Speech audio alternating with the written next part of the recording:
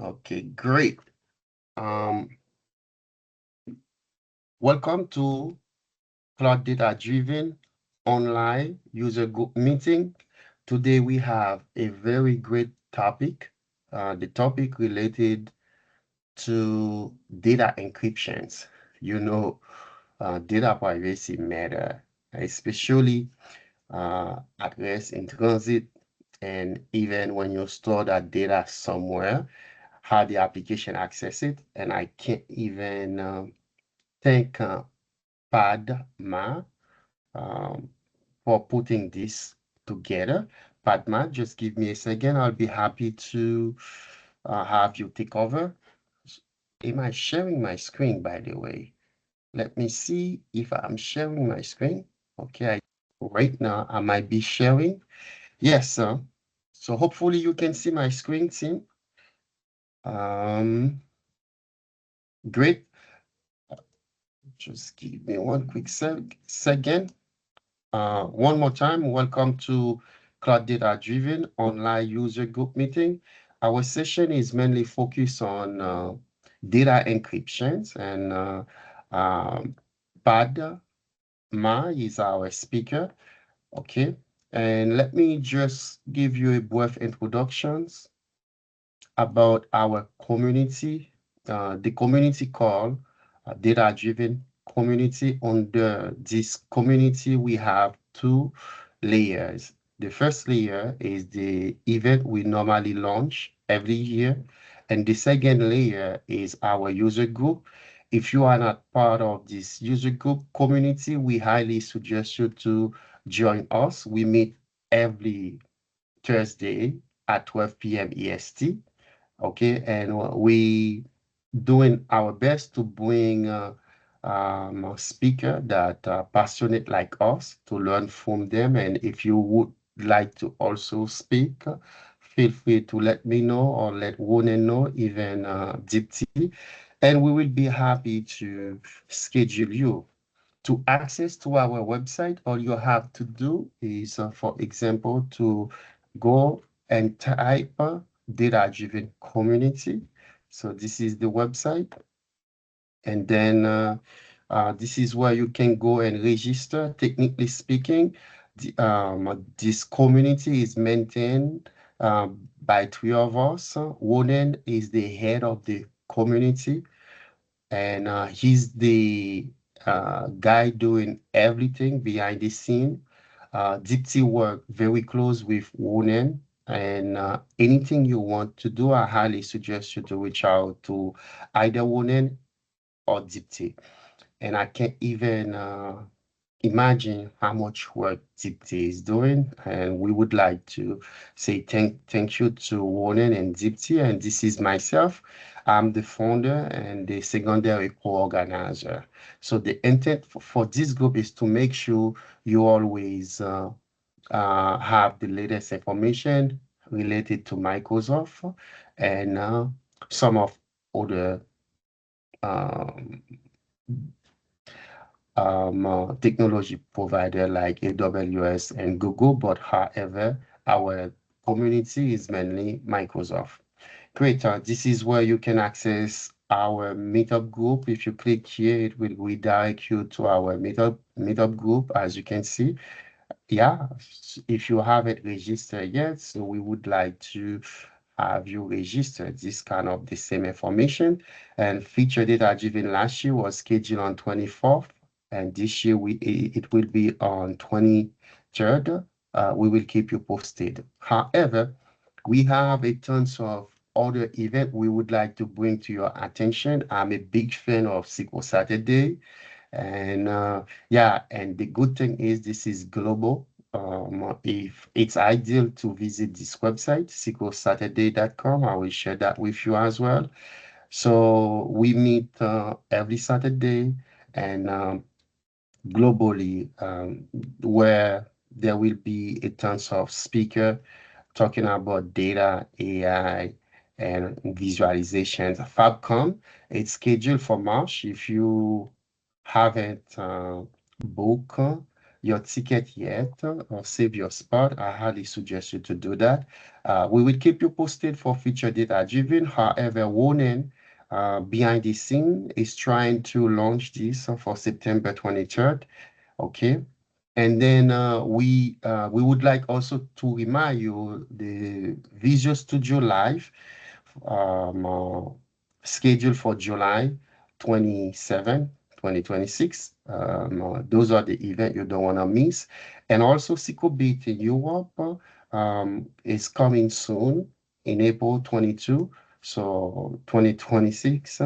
And there's PASS Data Community, and the announcement is more related on the location for 2026. However, I still want to bring this to your attention. And of course, Microsoft Ignite, we would like, you know, to we those are the events we just wanted to share with you in case if you want to register or join all or any one of them. Feel free to do that. I already spoke about myself. I'm the founder of this community. I work as an independent consultant. My specialty is mainly on data, machine learning, deep learning, and generative AI. I'm also a Microsoft certified trainer, mainly focused on data and AI. This is the entire group. And so with that, I would like to welcome Padma. Padma, it's really an honor to have you today, and I can't wait to learn from you. Feel free to take over the screen, introduce yourself, and start with the presentation. One more time, thank you, Padma, and thank you to all attendees. Great.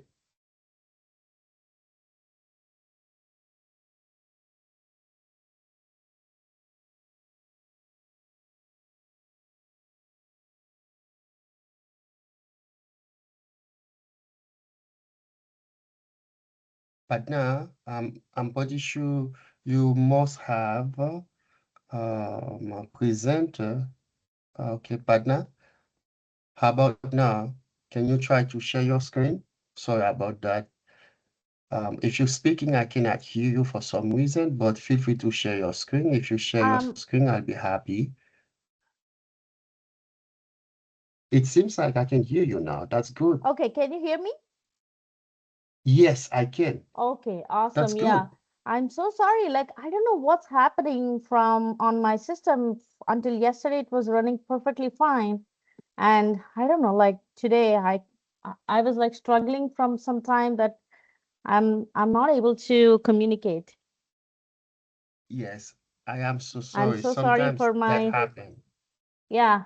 Um, can you see my screen? I did share my screen. Yes, I can see it. Hmm. Awesome. Awesome. So, um, thank you so much for waiting on me.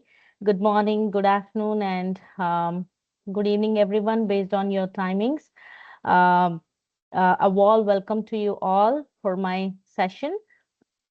Today, we are going to talk about beyond TDE, that is transparent data encryption, the encryption gaps no one talks about, and how always encrypted fills in.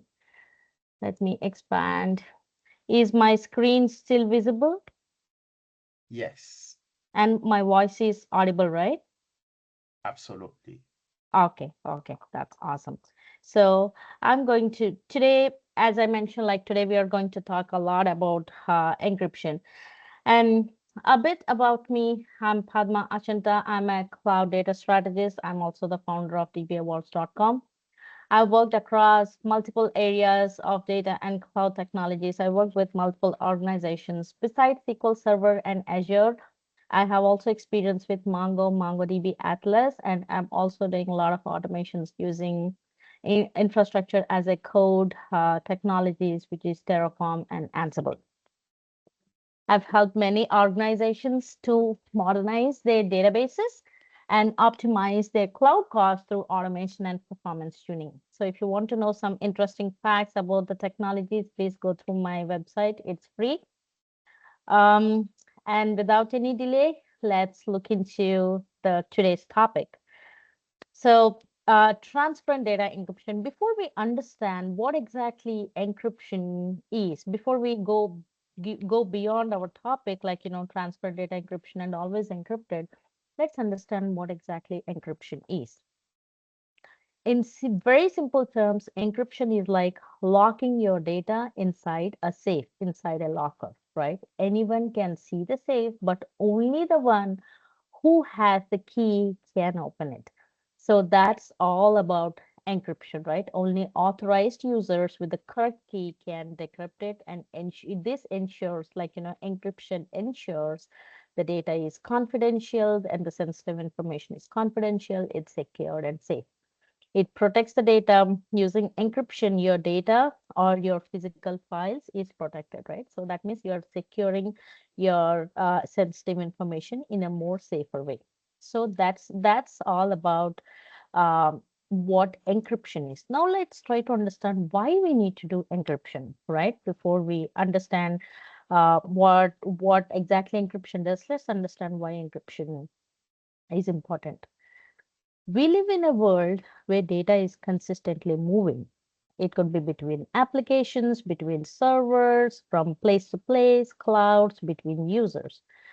The data may contain sensitive information such as passwords or financial records, medical data, or SSN numbers, or like any bank information, anything.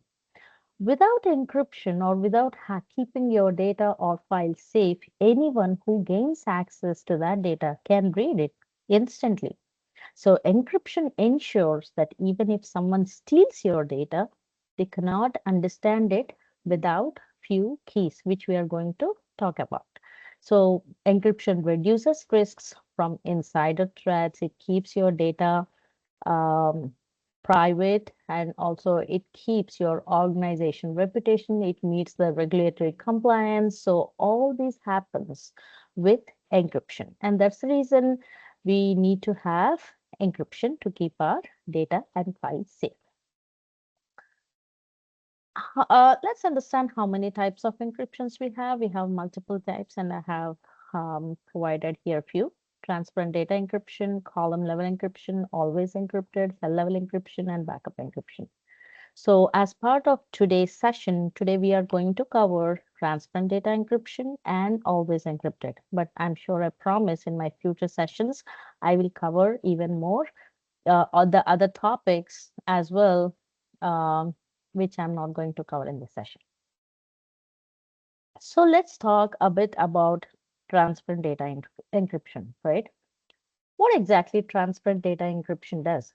TDE stands for transparent data encryption. Like in some of the websites, you may see as TDE. Transparent data encryption protects data at rest. So what I mean by that is it encrypts physical database files, transaction log files, and backup files stored at the disk. It does not change how your queries run. It does not change how the users access the data. There are no changes to those things. Application continue to work normally and encryption happens automatically in the background. So transparent data encryption protects storage and not the visibility of the data. That's a very key point. Let's understand how transparent data encryption works. So if you see my diagram, here we have multiple layers of how a transparent data encryption is architect. We have the multiple layers here. We have number of keys, and we have like Windows level system level data protection, which we are going to go through each and every layer, and I will explain you what exactly happening at each layer. SQL Server generally, it does not encrypt data with just one key. Instead, it uses a chain of keys, okay? So where each key protects the next key, or where each key protects in the whole encryption process, it protects a different key. So this layer model is designed by Microsoft for security and also for recoverability purposes. So let's walk through the hierarchy. If you see on the top, it shows like Windows layer, which is a root protection. So This is Windows uses a security mechanism called DBAPI to protect the service master key. I'll talk about the service master key in the next layer. So every key, as I mentioned before, each key protects another key, right? So Windows, which is at the very top level, it uses a mechanism called DBAPI to protect a service master key. This means that operating system is protecting SQL Server's root secret. So even if someone steals the SQL Server files, but if they don't have the Windows environment, then they still cannot decrypt anything. So Windows guards SQL Server's master logs at the top layer. And then the next layer is service master key, right? And this master key is protected by Windows Operating System Key, Windows Operating Level Data Protection API, which is DBAPI. And now the next layer is Service Master Key. Service Master Key is automatically created when SQL Server is installed. It is a root key inside the SQL Server. It protects sensitive secrets like credentials, link server passwords, and database master keys. So generally we don't interact with a service master key on day-to-day basis unless you are actually working on any encryption methods. But though you don't interact with service master key or though you don't use it in some of your operations on day-to-day basis, but everything on SQL Server is dependent on it. So this is a crucial key, which is like created by default when you install SQL Server. And the third one is database master key. This is something which we create. So this key exists inside the database and is created manually. So the job of this database master key is to protect the objects such as certificates or symmetric keys or asymmetric keys. Its job is to protect the encryption objects. It does not encrypt your data yet. So all these keys, what we are discussing, all these keys so far, what I have discussed, are protecting, each key is protecting another key, but we haven't come to the key yet, which is actually encrypting the data, which I will let you know very soon.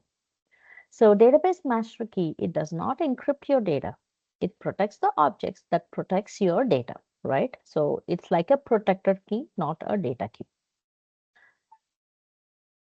And the next layer is certificate. So if you see my diagram, you see in between, this is the certificate, right? So the certificate is stored, this certificate is stored in master database. The certificate's only job in transparent data encryption is to protect the database encryption key, this one.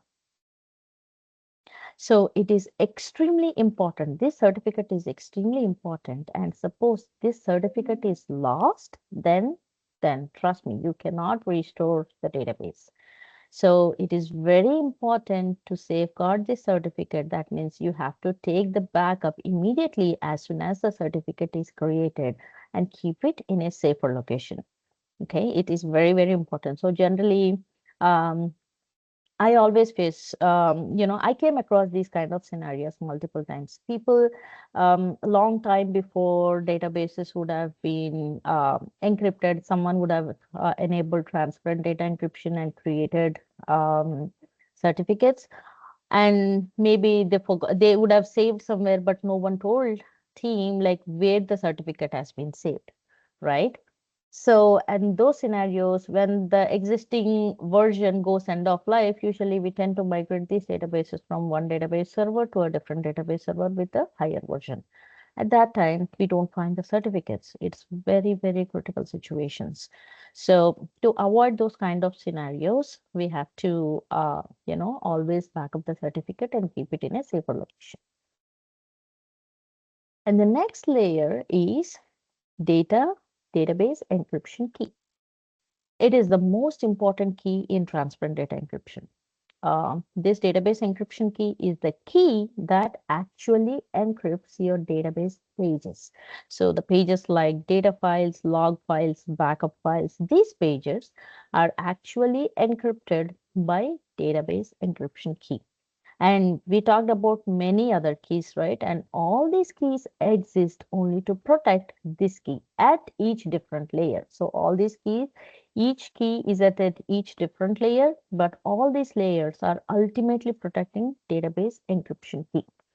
This is the main key that actually touches the data files, right? Data files or log files or backup files.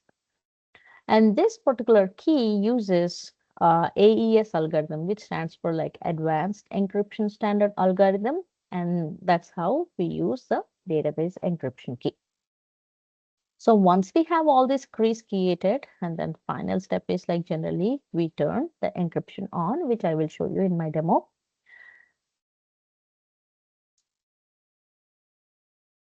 So I'm just moving to the next slide. So this slide I have provided for you all. I will share these slides with you all. So this slide I have provided, like whatever we have spoken so far, I provided a summary like this so that it will be easier for you all to refer all the keys in one page. So when we enable encryption, SQL Server starts encrypting database pages as they return to the disk and also decrypting them when they are reading, when someone is reading it. So it also start decrypting them. The users and applications actually never notice anything when TD is encrypted. Queries all run normally and everything happens. The encryption and decryption happens in the background at the storage level layer. All right. So we talked a lot about transparent data encryption. Now let's try to understand some limitations about TDA.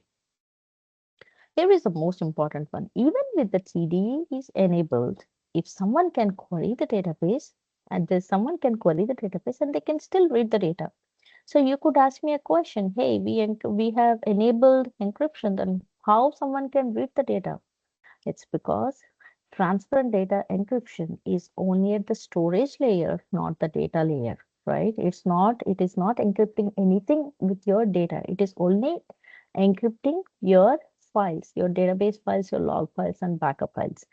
Imagine your backup, you have created a data, you have taken a backup of your encrypted database, and the backup file is lost, or someone has stolen it, right? Or maybe you would have stopped your SQL services when you are doing patching. When patching is going on, SQL services would have been there. Usually you will restart your system services, right? And during that time when the services are stopped, someone would have copied MDF and LDF files. During those scenarios, if someone tries to restore the backup file or MDF, LDF files, that restore will not happen. So that's the reason it protects only at the storage layer level, only at the physical file level, not at the data level. If they get the keys and if they're able to restore it, then yes, they can read the data. But if just by stealing the files or just by getting the files or backup file, physical or logical files, people cannot read the data because keys are important. So that's one of the limitations. So um, even if you could be a DBA, you could be a system admin, you could control the whole SQL server, but still, if you don't have the keys, you cannot restore the database with MDF and LDF files. I mean, with data files, log files, and also with the backup files. So transparent data encryption protects against the scenarios like, stolen backups, stolen disk, and maybe someone is copying MDF files. So it does not protect your data, right? It does not protect, if they have all the keys, then your data is still not protected. Your files are protected. That's all. Let's go into the demo with this. Yeah, let's look into the demo. And can someone please confirm if you're able to see my screen? Is my screen visible?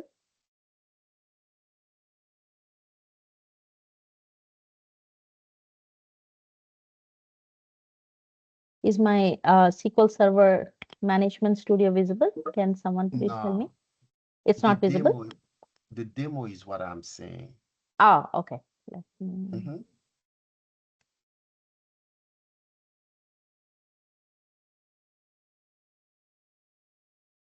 is it visible now? Yes, and Okay. if you can increase the Oh, font yeah. on, Yeah, no, the sure. font I meant to say yes. Thank Yeah. you. Is this okay? Great. It's Okay. readable. Thank you. Awesome. Sure. So now we are going to see a demo on transparent data encryption. So what I'm going to show you is we are going to take a backup of the database. We are going to, the database is already created. I'm going to create a table, insert some data, and see if you're able to see the data. And yes, of course, you will be able to see. And then enable transparent data encryption on that particular database. Take a backup of that database, and I try to restore it and see if I'm able to restore it without the keys or not. And then that's the demo which I'm going to show you to give you a clear understanding of what transparent data encryption is. So I have created a database called transparent data encryption. So I'm using that particular database here. I'm creating a table. I'm inserting some data, employee name, SSN, and salary details. So it's sample information. It's not the real information. So let's select the table. So you see people, SSN, and salary details, right? Ideally, no one would like to see our S. We don't want to reveal our SSN numbers. So, but this is still visible. Um, and now let's enable transparent data encryption. So I'm going to create master key with which is encrypted by password. This password is very important. You have to save this password. And now we are creating the certificate.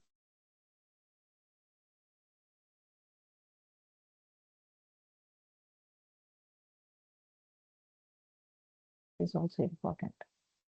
So certificate has been created, and now I'm going to create data encryption key (DEK) using the certificate which we created. So take the certificate name, give encrypt by the server certificate, give the certificate name here, and create the database encryption key. Okay, so I created that, and now let me back up the database.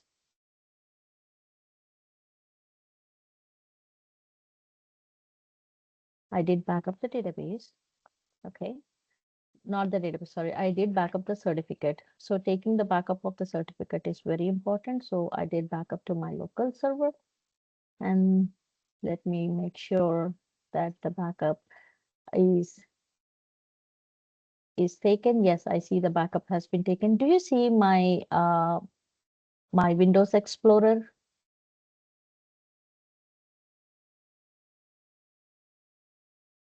Do you see my Windows Explorer or no? Um, uh, for SSMS, No, I'm showing different files. So I'm uh, just trying to understand. Do you see the my thing, Windows? no, the thing is, if you share your entire screen, Yeah, you will, okay. yes, Yeah, you will be able to see them. If you're sharing Windows, each time when you're changing Windows, you have to share. Yes, I can see it. you can see both now, right? hmm hmm Yeah, Make thank you. sure you don't have anything sensitive related to your personal or work related on that screen. Got it, got it. Mhm. Yeah, thank you. So I took the backup of the certificate, and when you take the backup of the certificate, it gives you two files. One is the security certificate, and the other is private key file. So, which stands for .pvk file, and the second is certificate. These two are really, really crucial for your database and for your encrypted database. So, I'm going to save them. I have taken a backup here, and let me also save them in a different location just to be sure that, I have another copy of them. I saved in another temporary location. I have taken a backup in TDE backup location. Okay. So backing up the certificate is completed. Now let's verify the backup exists or not using T-SQL, but we have already validated using our backups. Backup location we have already validated, right? And now let's enable encryption on this particular database. Okay, I have enabled the encryption, and let's see if the encryption is enabled or not. Okay, this shows the encryption status as 3. That means encryption is enabled. So encryption status can vary from number 1 all the way through number 6. So 1 stands for unencrypted, 2 stands for encryption in progress, 3 stands for encrypted, 4 stands for key change in progress. In case you want to rotate your keys, then key change in progress, that's where like it shows 4. 5 is the decryption in progress, and 6 is protection change in progress. And now it shows 3, that means it's the database is already encrypted. Okay. Now see, let's see if we can read the data. And of course, we can read the data because we are encrypting it at the file level, not at the data level. Now, let me take a backup of this particular database. I have taken the backup of the database. And now let's see if we can restore this particular backup without the keys. Okay, and this particular query is just to validate what are the logical file names, just in case you want to restore. And let me try to restore in a different instance.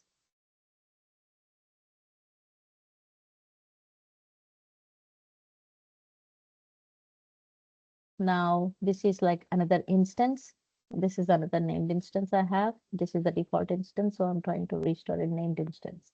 So I do have the backup in this location.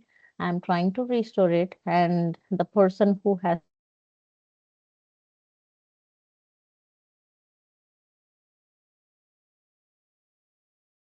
trying to restore. And let me try to restore.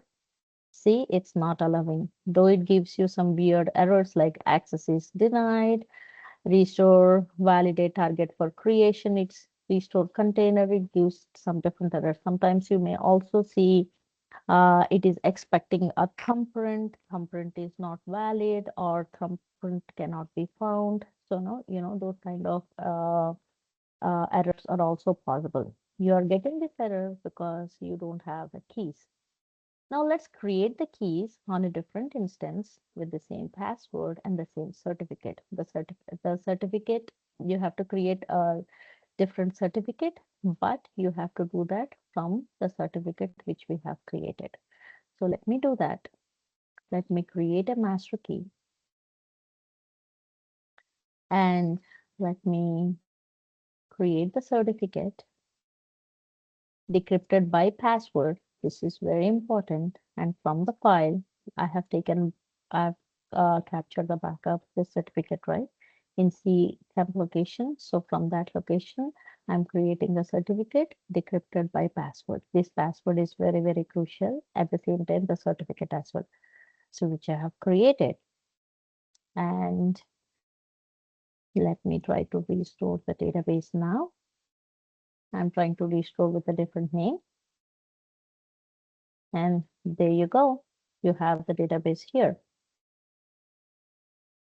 right? So the database is available along with the table data. And let us see if the database is encrypted or not. Yes, it is encrypted. You can see that from this database, or you can also use a different view called DM database encryption keys. It shows the encryption state is 3, which means the database is encrypted.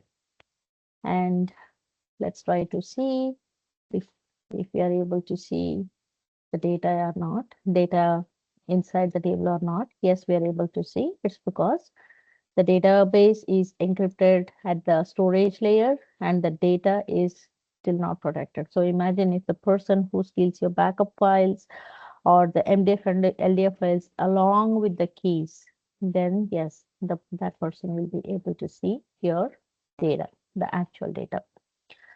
So this shows clearly that transparent data encryption uh, is only can protect at the storage layer, but not at the data layer.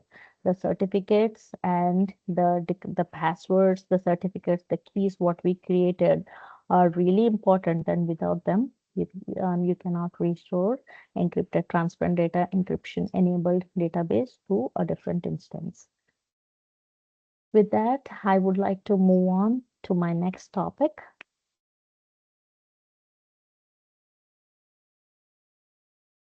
always encrypted. So we talked a lot about transparent data encryption, right? And let's look into different technology which protects something more than that. So which is called always encrypted. So always encrypted is fundamentally different from transparent data encryption. Transparent data encryption works inside the SQL server, but always encrypted does not. It does it instead, always encrypted shifts encryption responsibility totally away from the database engine and moves it to the client application. So let me make it really simple for you guys. That means SQL Server never actually sees the real data. It only ever sees the encrypted values. Okay. So we are going, even the always encrypted has few keys, which I'll be talking about, and those keys are stored at the client location. Wherever the keys are stored, only in that location, the data is visible. Again, I'll show you in a demo very clearly, but please try to understand the concept first.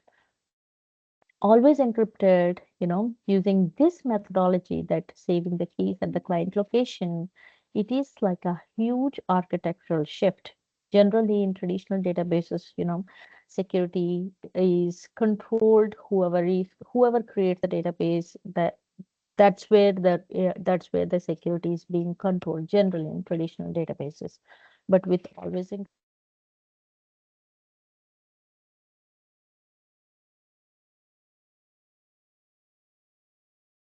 role of keys determine who can read the data.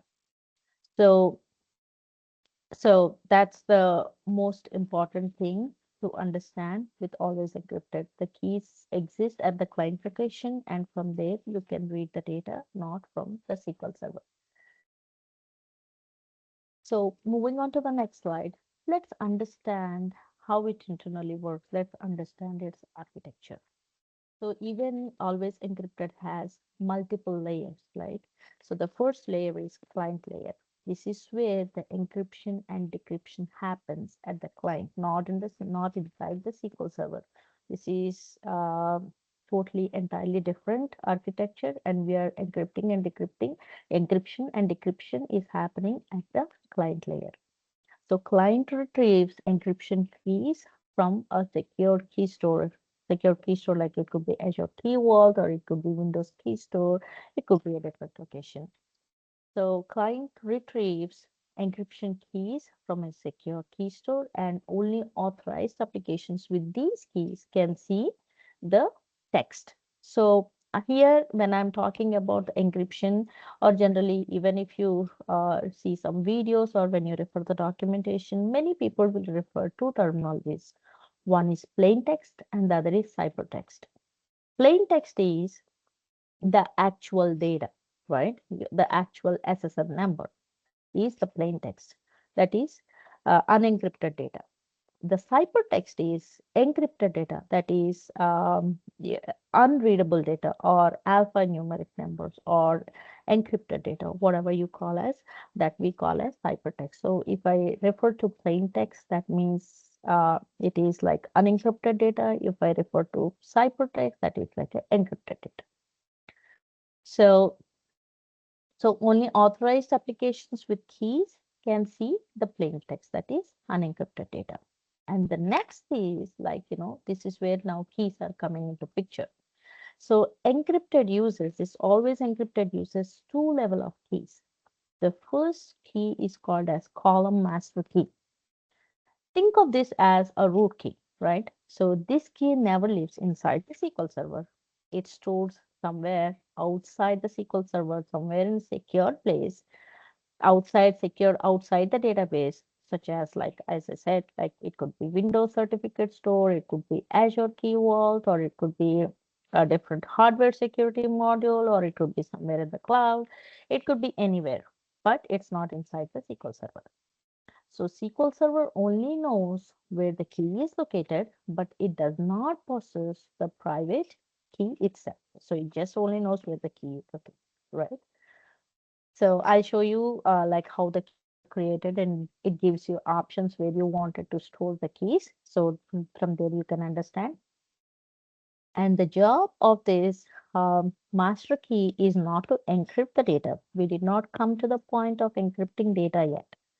Instead, it's the main role of this particular key is to protect another key called column encryption key. Okay, so the column encryption key is a key which actually encrypts the data, which I'll be talking in the next slide. But that key is being protected by this column master key. And now moving on to the next slide, the column encryption key is the key that actually encrypts the data, as I mentioned, right?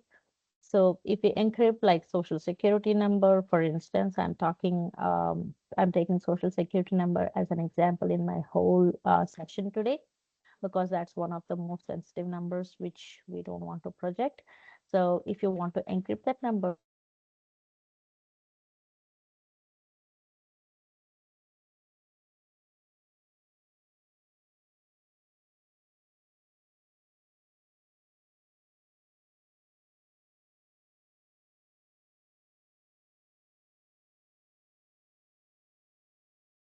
Is it only me? It seems like the speaker, she's having a technical issue. Is it only me? I'm not sure. sorry, I think it got disconnected. Oh my No, God. it's okay. My um with my screen. Do you have access to share your screen? You're doing amazing, by the way. That happened to me all the time, Padma. Okay, Is my cool. screen visible? Yes, it is. Okay, got it. So so maybe I would like to cover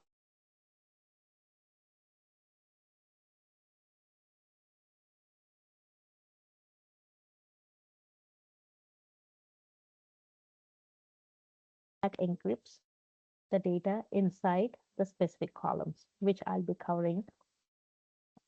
Okay, I'm still audible, right? So,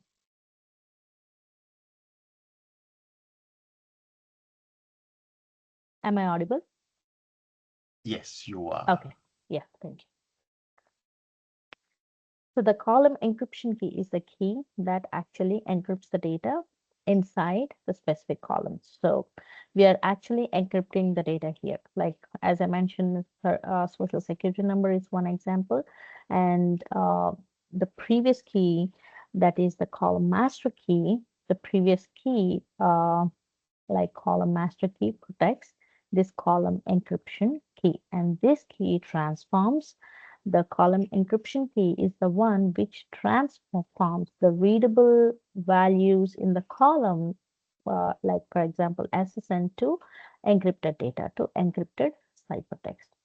Once you have the data in is encrypted, you cannot read it. It's not in a readable language.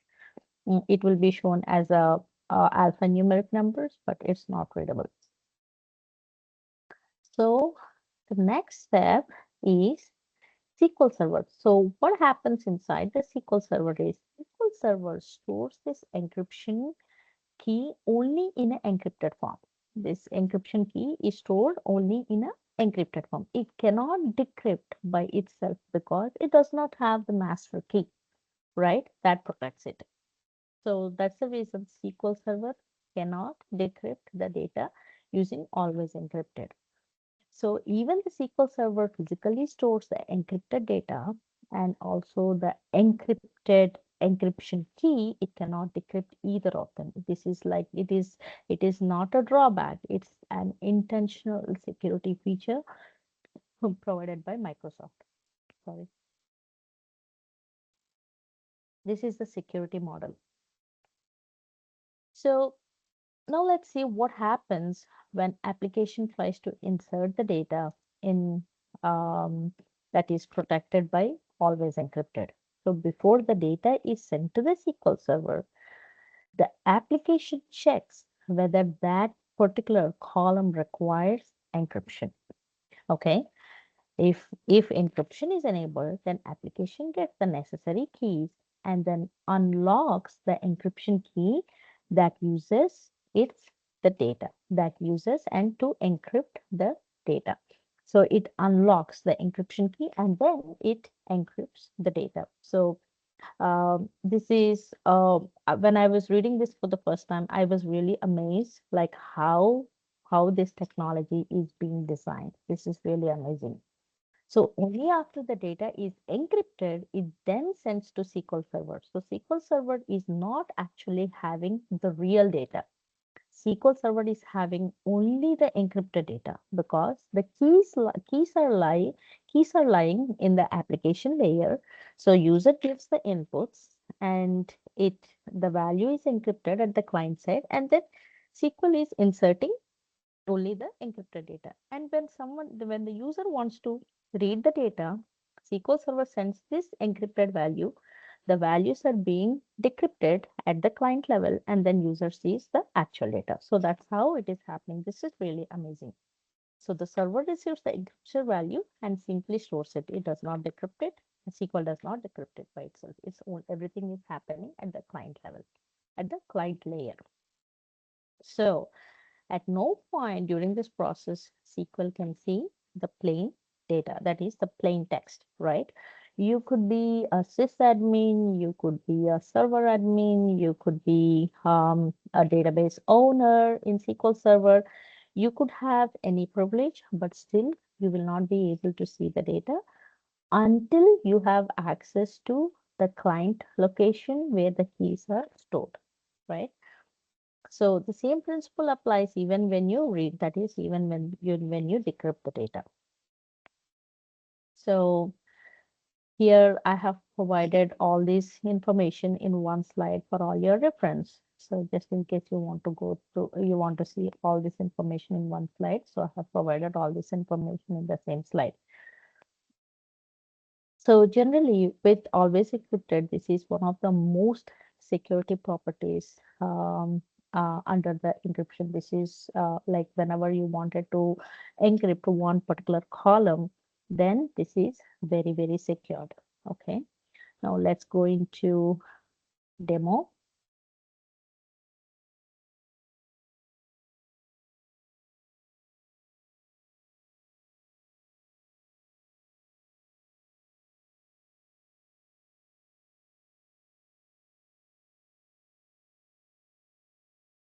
So I have created a database called Always Encrypted,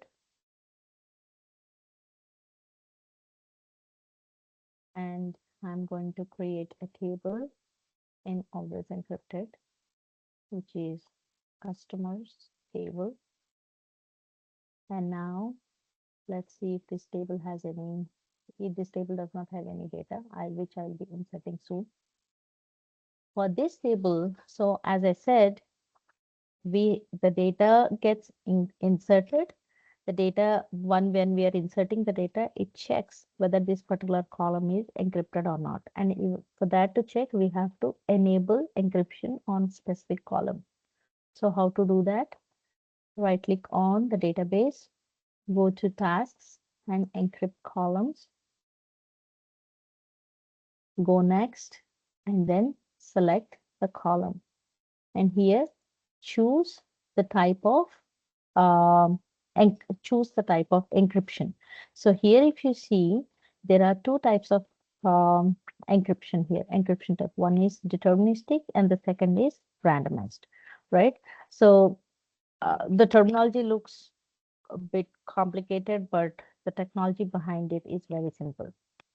So if you go with deterministic encryption, this mode always produces the same encrypted output for the same input. Like for instance, if you are giving input A, the encrypted value is always output B. The encrypted value shows just B. So for the same input, you always get the same output because of the identical values of encryption. It does the same way of encryption and provides the same identical values of the encryption. So because you are getting identical values of the same encryption, that means you can perform few more things here. That means you can do searches, you can do indexing, you can try to match the value and search something. So those things are still possible with deterministic. When it comes to randomized, even if your input is the same, your output, like your decrypted values or your encrypted values, will be always different. So this provides a better and stronger security because the patterns cannot be detected, right? This is even more secure. But um, it is more random, right? This means like SQL cannot perform comparisons. We can never do comparisons because we don't know how the patterns look, and we cannot filter columns. Filtering on that particular column is really complicated. You cannot use any equality operators. You cannot match patterns. You cannot use like operator. Basically, what I mean to say is so. So this is even more secure. There is always a trade-off between functionality and security, right? So if if like stronger the encryption means, that means like fewer the database operations are possible. If you have more capabilities to queries means there is there is slight less secrecy, or like there's a less you have more lenient to query your data. So there is always trade-off between these two. So again, this is an intentional design. This is not a flaw. This is not a limitation. Microsoft has designed it in such a way that all these restrictions and all these functionalities are intentional to give more security to the customers. So now for demo purposes, I'm going to select deterministic, and um, let's these are like existing column encryption keys, but I would like to take a new one. And new one, it shows you new, and go next. Here it gives you an option where you want to store your key, right? Whether you wanted to store it in Windows certificate or Azure Key Vault. For demo purposes, I'm going with Windows certificate. So you have an option here, auto generate key, which we selected. And uh, so select the master key resource. I'm selecting the current user, and then hit next. No additional configuration is required, and then proceed to finish. You can also generate PowerShell script if you want to run it later. For now, I'm proceeding it now to finish. This and all it creates, it shows you the summary and then finish. And here, if you see, it is creating, this particular page is creating column master key. It is also generating column encryption key and performing the encryption. So first it creates the column master key to protect column encryption key, and column encryption key is also being generated. And then once that is being generated, this performs encryption. Let's wait. Okay, so performing encryption operation, all these three tasks have been completed. Now I'm closing it. Now, um, let me open a different page and let me insert the values. So to open a different page, right click on the new query window, and everything is a demo purposes. In this demo, my laptop is my client, and again, my laptop is my location where the keys are stored. So it's both. But generally in real-time scenarios, that's not the case. It's both are different for you guys. So here you have to change the connection type, and I wanted to enable encrypt always encrypted value here, column encryption, and then connect. Because SQL Server, as I said, when you are inserting the data, SQL doesn't store the actual values, it stores the encrypted values. Because my laptop has all the keys, so I have enabled the encrypted data so that it shows you how the encryption data looks, right? So I'm using this particular database, and let me insert values. And let's see if you're able to see the data. You see, you're able to see the data. It's because you imagine this particular page is a client page, and if this particular page is client, which has all the keys, and that's the reason you're able to see the data. Let me see the same in this page. I did not enable encryption, column encryption on this particular page. You see this SSN value is decrypted. And because we have given deterministic, this value will be the same always. If you give randomized, this value differs each time you run this select query. So if you compare both, I'm using the same select statement, but uh, this has the one which column encryption enabled has SSN value, and the ones which column encryption not enabled, that means in real world scenario where the keys are not available, have the value like this. So this is all about always encryption. This is even more secure, and this is where your data is actually protected. Okay, now let's talk about some limitations of um, always encrypted. So we talked a lot about always encrypted, but still it do have some limitations. I think I already covered few as part of my explanation, but let's go through them. Let's go through few more of limitations. So randomized encryption does not support searching and comparisons, which I already said, right? So randomized encryption produces different encryption values every time. So it doesn't show a specific pattern. So comparisons like equal operators, like operators, and those kind of comparisons are not possible. Even you cannot create index on those columns. Um, and the second one is like deterministic encryption supports only equality based operations like in or group by or distinct. So because its encryption value is almost similar, encrypted value is similar, so your equality based operations are supported. However, it cannot perform the range queries. That is like you cannot use a like operator or pattern matching. So those things are not supported. You cannot compare encrypted columns with plain text values. So what I mean by that is like SQL Server does not allow mixing encrypted data and plain text. That means the actual data versus the encrypted data in comparisons. So that is very tedious, or you cannot compare it. So if you try to compare the encrypted column with non-encrypted column, then you will get errors like operand errors or operand flash errors. So those kind of errors are anticipated. So mostly try to use must you I mean like you I think like you should always use parameterized queries, especially with this always encrypted. So parameterized queries, what I mean by that is don't hard code values in your select column or in your queries. Don't hard code the values. You have to provide the parameters and then use and then select the queries and then use the queries. In that way, it is much more better. While inserting or filtering the encrypted columns, always use the query parameters.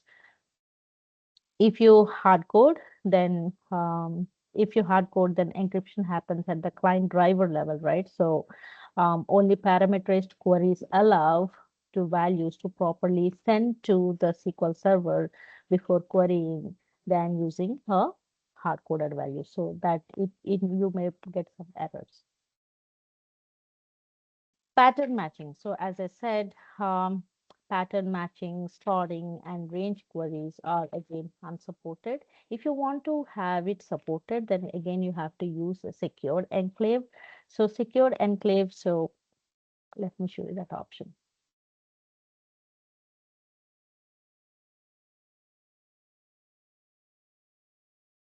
See this, enable secured enclave. If you enable this, then pattern matching is possible to some extent. Um, like operations like less than, order by, between, to some extent is possible.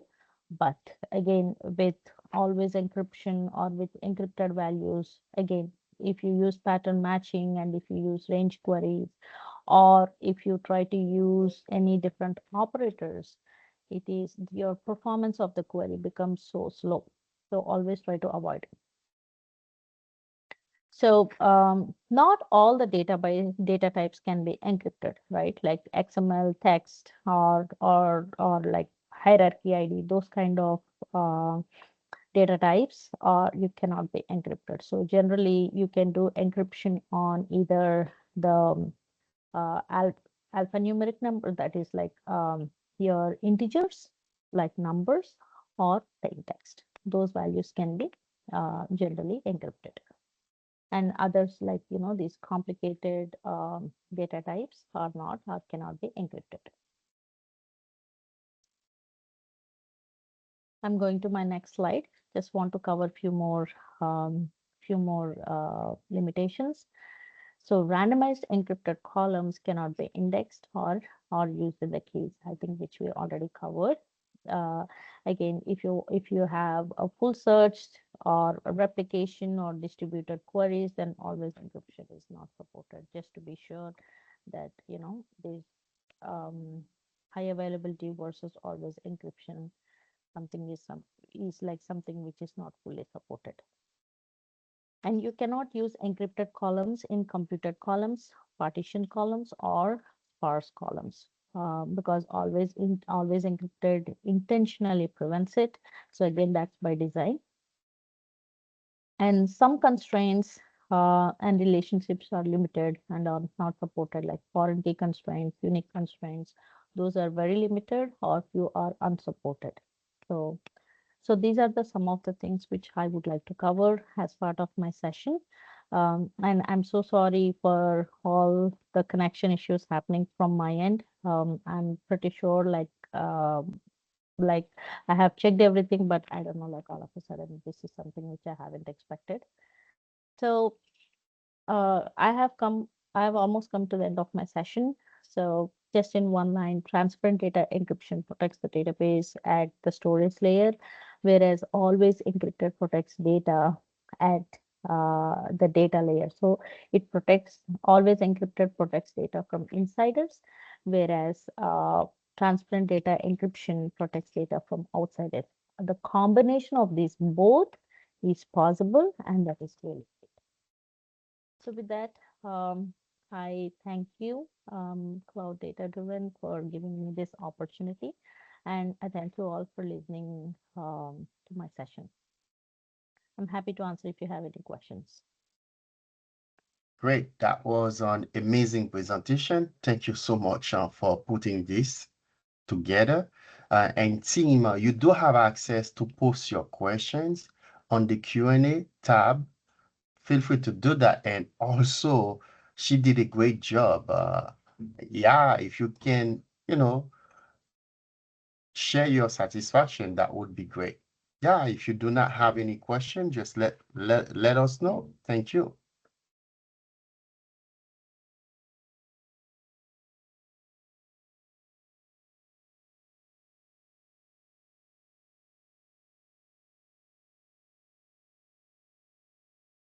It seems like you didn't leave room for questions, Padma. So good job. Thank you.